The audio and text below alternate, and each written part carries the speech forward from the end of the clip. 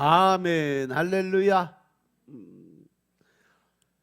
오늘 하나님 말씀 사도행전 7장 44절부터 50절 말씀입니다.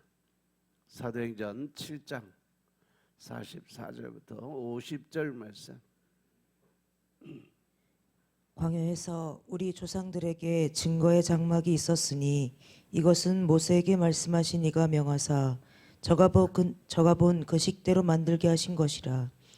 우리 조상들이 그것을 받아 하나님이 저희 앞에서 쫓아내신 이방인의 땅을 점령할 때에 여호수아와 함께 가지고 들어가서 다윗 때까지 이르니라.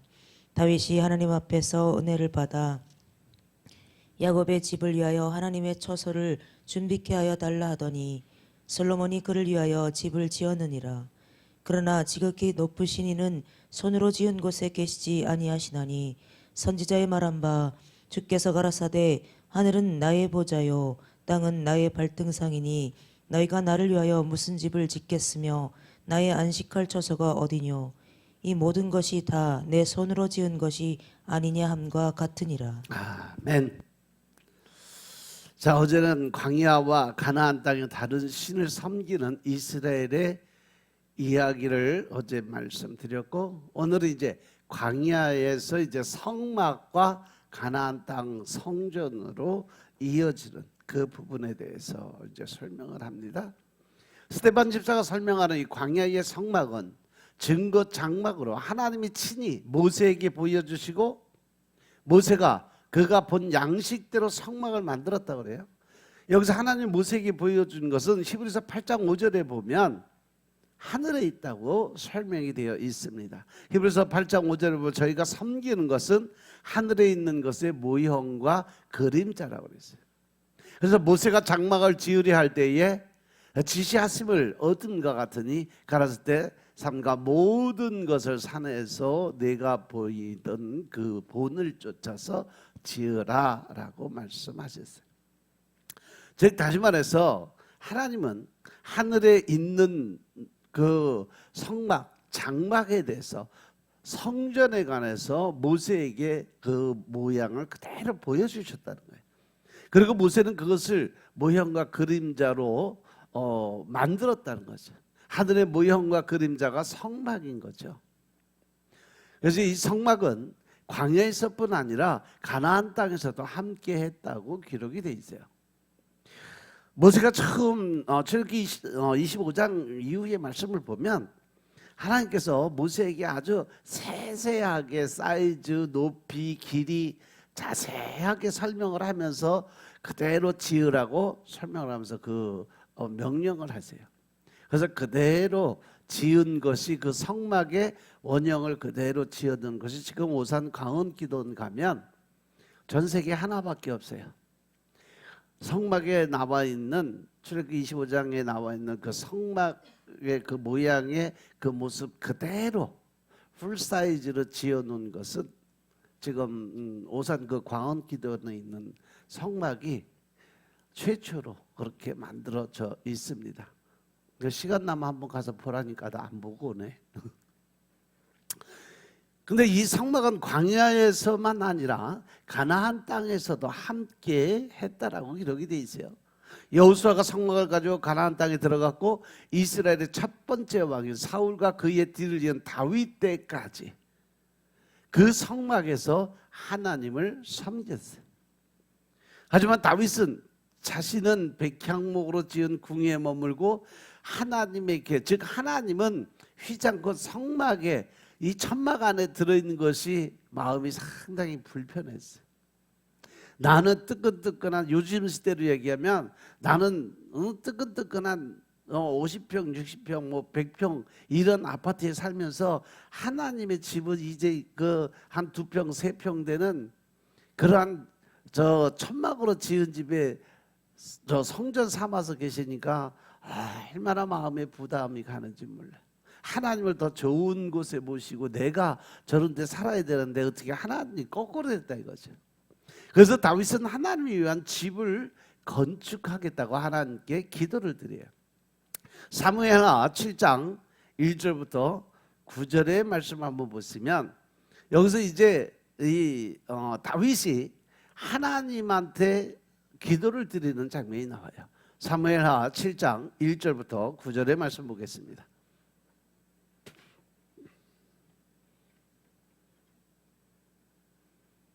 여호와께서 사방의 모든 대적을 파하사 왕으로 궁에 평안히 거하게 하신 때에 왕이 선지자 나단에게 이르되 볼지어다 나는 백향목 궁에 거하거늘 하나님의 궤는 휘장 가운데 있도다. 나단이 왕께 고하되 여호와께서 왕과 함께 계시니 무릇 마음에 있는 바를 행하소서. 그 밤에 여호와의 말씀이 나단에게 임하여 가라사대 가서 내 종 다윗에게 말하기를 여호와의 말씀이 내가 나를 위하여 나의 거할 집을 건축하겠느냐. 내가 이스라엘 자손을 애굽에서 인도하여 내던 날부터 오늘날까지 집에 거하지 아니하고 장막과 회막에 거하며 행하였나니 무릇 이스라엘 자손으로 더불어 행하는 곳에서 내가 내 백성 이스라엘을 먹이라고 명한 이스라엘 어느 지파에게 내가 말하기를 너희가 어찌하여 나를 위하여 백향목 집을 건축하지 아니하였느냐고 말하였느냐. 그러므로 이제 내 종 다윗에게 이처럼 말하라. 만군의 여호와께서 이처럼 말씀하시기를 내가 너를 목장 곧 양을 따르는 데서 취하여 내 백성 이스라엘의 주권자를 삼고 내가 어디를 가든지 내가 너와 함께 있어 내 모든 대적을 내 앞에서 멸하였은즉 세상에서 존귀한 자의 이름같이 내 이름을 존귀케 만들어 주리라. 아멘. 하나님이 다윗이 하나님을 생각하는 마음을 받으셨어요. 그 마음을 받으셔갖고 오히려 내가 아직 그 성전을 누구한테 지으라고 얘기한 적이 있냐? 응? 이 땅이 다 내 거다. 모든 집이 다 내 거다. 그러면서 오히려 다윗 왕을 엄청나게 축복을 해줘요. 그리고 하나님 다윗이 하는 그의 몸에서 날 그의 씨가 하나님의 집을 건축할 것이라고 말씀해 주세요. 그 때문에 다윗이 이때부터 성전에 필요한 자료들을 준비를 시작을 해요.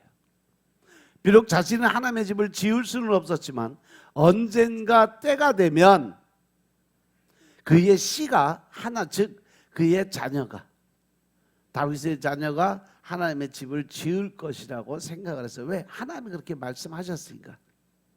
이러한 다윗의 생각은 하나님의 뜻대로 솔로몬에게 이어졌고 다윗의 아들인 솔로몬이 성전을 건축하게 되는 것이 바로 사무엘하 7장 10절부터 17절의 말씀에 이제 이어져 나옵니다. 10절부터 17절. 내가 또 내 백성 이스라엘을 위하여 한 곳을 정하여 저희를 심고 저희로 자기 곳에 거하여 다시 옮기지 않게 하며 악한 유로 전과 같이 저희를 해하지 못하게 하여 내가 사사를 명하여 내 백성 이스라엘을 다스리던 때와 같지 않게 하고 너를 모든 대적에게서 벗어나 평안케 하리라. 여호와가 또 내게 이르노니 여호와가 너를 위하여 집을 이루고 내 수완이 차서 내 조상들과 함께 잘 때에 내가 내 몸에서 날 자식을 내 뒤에 세워 그 나라를 견고케 하리라. 너는 내 이름을 위하여 집을 건축할 것이요 나는 그 나라 위를 영원히 견고케 하리라. 나는 그 아비가 되고 그는 내 아들이 되리니 저가 만일 죄를 범하면 내가 사람 막대기와 인센 책직으로 징계하려니와 내가 내 앞에서 패한 사울에게서 내 은총을 빼앗은 것 같이 그에게서는 빼앗지 아니하리라. 내 집과 내 나라가 내 앞에서 영원히 보존되고 내 위가 영원히 견고하리라 하셨다 하라. 나단이 이 모든 말씀과 이 모든 묵시대로 다윗에게 고하니라. 아멘. 하나님께서 오히려 다윗을 위해서 집을 만들고 또 네가 나이가 다 돼서 생명이 다 돼서 이제 죽고 난 다음에 내가 내 몸에서 날 자식을 내 뒤에 세워서 그 나라를 견고케 하는데 저는 내 이름을 위해서 성전을 건축하게 될 것이고 나는 그 나라를 위를 영원히 견고케 해줄 거다. 그러면서 내가 그의 아비가 되고 그런 내 아들이 될 거다라는 선포를 해주세요. 이제 15절에 보면 하나님이 이 약속의 말씀 때문에 솔로몬이 그 우상을 섬기며 난리를 쳐도 손을 안 대신 이유가 이 말씀 때문에 그래요. 내가 내 앞에서 패한 사울에게서 내 은총을 빼앗은 것과 즉 왕권을 빼앗아 준 것 같이 그에게서는 그것을 빼앗지 않겠다. 이 약속하신 말씀 때문에 사울이 사고를 그렇게 쳐도 솔로몬이 사고를 그렇게 쳐도 하나님 손을 직접 안 대셨어요. 기다리셨어요. 그 생명이 닿을 때까지. 그 성전, 그래서 성전을 성전을 다 지었는데 그 성전 안에는 하나님의 영광이 가득했고 찬양 소리가 성전에 울려 퍼졌다라고. 이제 성전이 완전히 다 지어진 것은 열왕기 상으로 넘어가면서 열왕기상 6장, 7장, 8장 쭉 하면서 이제 성전을 짓는 그 장면들이 쭉 나와요. 그런데 이때 솔로몬은 자신이 지은 하나님의 집을 앞에 두고 이상한 말을 한마디 해요.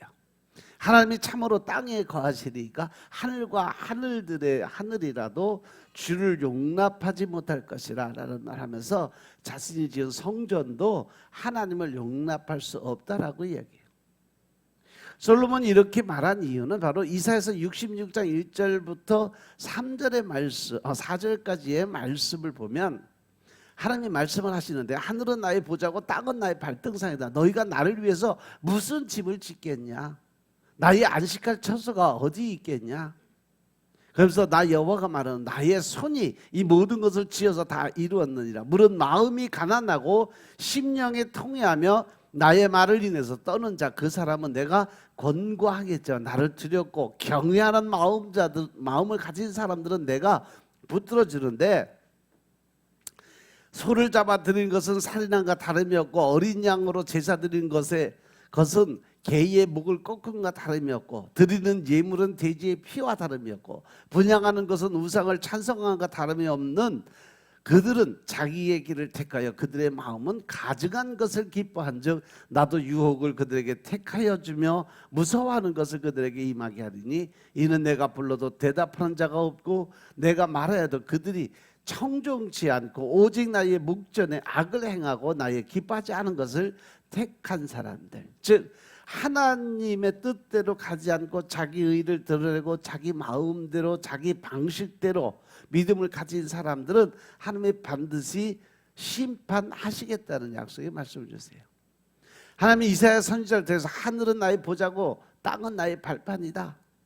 그러니까 너희를 위해서 무슨 집을 짓겠냐? 라고 말씀하셨어요. 크고 광대하신 하나님은 자신이 하나님이 만든 피조물로 담을 수 있는 분이 아니라는 거죠. 즉 그 성전 안에 하나님이 이 예배당 안에 거하시는 그 모습이 인간적인 그 생각으로 이렇게 들어오는 것이 아니라 하나님의 영적인 그 성령님만이 임할 수 있고 하나님의 그 직접 오시는 그 부분은 없다는 거죠. 그래서 스데반은 성전으로 자신을 고발한 자들에게 이렇게 말을 해요. 다윗이 하나님 앞에서 은혜를 받아 야곱의 집을 위해서 하나님의 처소를 준비하게 하여 달라고 하더니 솔로몬이 그를 위해서 집을 지었느니라. 그러나 지극히 높으신 손으로 지은 곳에 계시지 아니하시나니 선지자가 말한 바 주께서 이르시되 하늘은 나의 보좌고 땅은 나의 발등상이니 너희가 나를 위해서 무슨 집을 짓겠고 나의 안식할 처소가 어디냐? 이 모든 것이 다 내 손으로 지은 것 아니냐? 라고 말한 것과 같지 않겠냐? 이렇게 스데반 집사는 성전이 하나님의 집이고 하나님이 성전에 거한다 생각했던 자들에게 하나님은 지금 성전에 계시지 않는다라고 말을 하고 있는 거죠. 이를 통해서 스데반 집사는 자신을 향한 고발이 잘못되었다라고 증명을 하는 거죠. 하나님도 없는 성전을 허무는 것은 잘못된 일이 아니다라고 설명을 하는 거예요. 그렇게 자신을 변호한 스데반은 이제 반대로 공회로 모인 자들의 죄를 고발을 하죠. 공회로 모인 자들을 목이 곧고 마음과 귀에 할례를 받지 못한 사람들이라고 부르면서 너희도 너희 조상과 같이 항상 성령을 거스르는 일만 하지 않았냐? 스데반 집사가 지적한 성령을 거스르는 일은 그들의 조상과 같은 일을 한다는 거죠. 하나님의 예언자, 선지자, 하나님이 보낸 종들을 죽이는 일들을 너희는 지금도 하고 있지 않느냐는 거죠.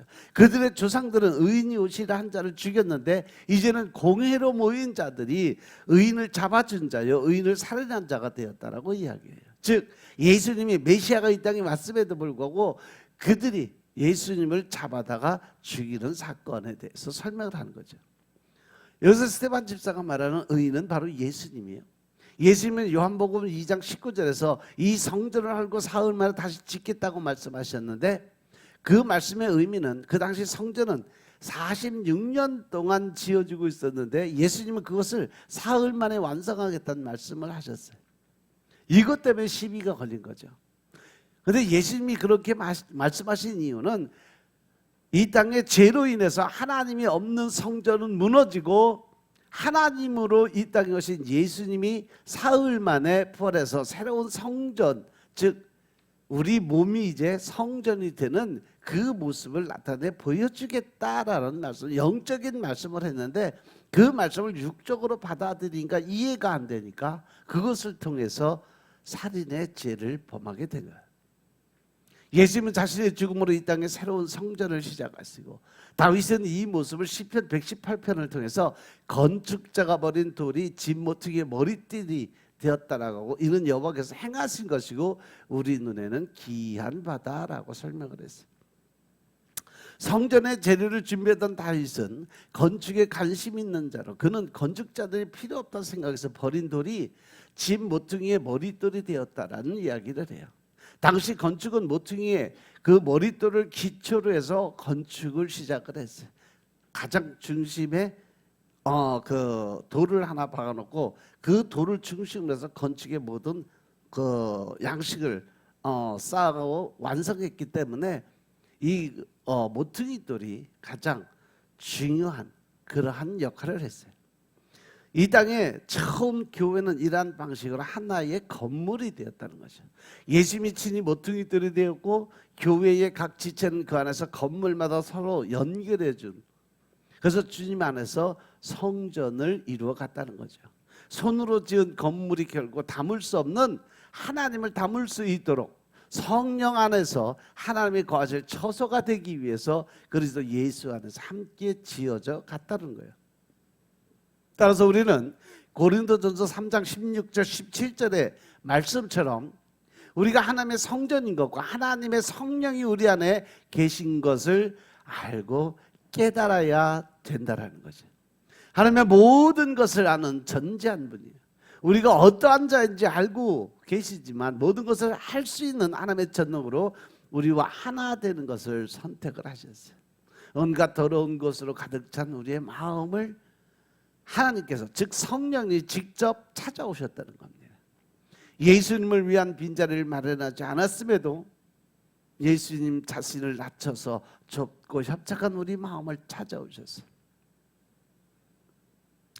세상의 죄악으로 인해서 굳게 닫혀버린 우리 마음을 포기하지 않으시고 계속해서 두드렸고 약속한 시간에 나타나지 않았지만 우리가 나타날 때까지 기다려주신 하나님, 그리고 우리들은 보란듯이 예수님의 손을 놓고 도망 다니지만 예수님은 우리의 손을 놓지 않고 엉뚱한 곳으로 달려가지만 우리를 홀로 내버려 두지 않고 늘 함께 하시며 옳은 길로 걸어갈 수 있도록 인도해 주셨다는 거죠. 또한 높고 높은 하늘의 보좌를 떠나서 낮고 낮은 이 땅에 내려오신 것처럼 거룩한 장소와 탁월한 자들을 외면하고 하찮고 보잘것없는 우리를 찾아오셨음을 믿으시기 바랍니다. 스스로 건강하다 말하는 자들에게 등을 돌리고 우리와 같이 더럽고 취한 자들에게만 얼굴을 보여주셨어요. 쓸고 닦아도 예수님을 모실 수 없는 마음이지만 우리 마음을 그리스도의 집으로 삼아주셨고 깊이 패인 죄의 얼룩들을 예수 그리스도의 보혈로 덮어주셨음을 믿으시기 바랍니다. 그것 때문에 우리는 겉으로 보이는 거룩을 위해 사는 자가 되어서는 안 된다는 거죠.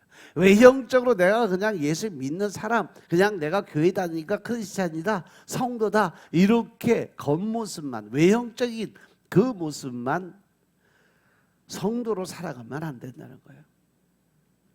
역사상 가장 크고 아름다운 성전에서 성전을 허문다면서 스데반 집사를 고발한 자들과 같이 도리어 참된 성전을 허무는 자가 되어서는 절대 안 된다는 거죠. 건물로서의 성전에는 하나님이 없다는 것을 깨닫고 하나님이 머무는 우리의 마음을 살필 수 있는 여러분들이 되시길 주님으로 축원합니다. 세상이 측량할 수 없는 은혜로 우리의 마음을 찾아온 예수님의 사랑을 깨닫고 그 사랑으로 이웃을 섬기는 자가 되어야 된다는 거죠. 더럽다고 외면하지 말고, 취하다고 멀리하지 말고, 모자라다고 무시하지 말고, 미워하지 않는 교회로 부름받은 성도들이 되어야 된다. 우리가 이러한 사랑으로 서로 사랑할 때 우리의 교회는 더욱더 크고 아름다운 교회로 변화가 되고, 하나님이 원하시고 예수님이 뜻하신 대로 우리는 거룩한 그 사람의 모습으로 살 수 있다는 거죠. 이렇게 우리가 예수님을 닮아갈 때 하늘의 모형과 그림자는 그 실체를 드러내 어떻게 우리의 육신을 통해서 하나님의 권세와 능력이 나타나게 된다는 것을 믿으시기 바랍니다. 서로 사랑함으로 하나님의 나라를 누리게 될 수 있는 거죠. 우리는 늘 말씀과 기도로 준비된 자들로, 늘 하나님의 영이 우리를 통해서 하나님의 권세와 능력이 우리를 통해서 나타난 그날을 기대하면서 늘 기도드리며 또 말씀으로 무장될 수 있는 여러분들의 삶이 되시길 주 이름으로 축원합니다. 아멘. 기도드리겠습니다. 아버지 하나님 감사드립니다. 오늘도 아버지 하나님 사도행전의 7장의 말씀을 가지고 하나님의 뜻을 깨닫고 알게 하시니 감사합니다. 늘 신령과 진정의 마음으로 주님의 나라를 바라보게 하여 주옵소서. 또한 우리가 영적인 권세와 능력을 사용하고 믿는 자들의 표적을 나타낼 수 있는 하나님의 군사들 다 될 수 있도록 축복하옵소서. 좀 더 하나님과 친하고 또 화목한 삶을 통해서 주님 주시는 평안과 축복의 주인공들이 다 될 수 있도록 축복하옵소서. 모든 말씀 우리 주 예수 그리스도의 이름으로 감사드리며 기도드려 싸움나이다. 아멘.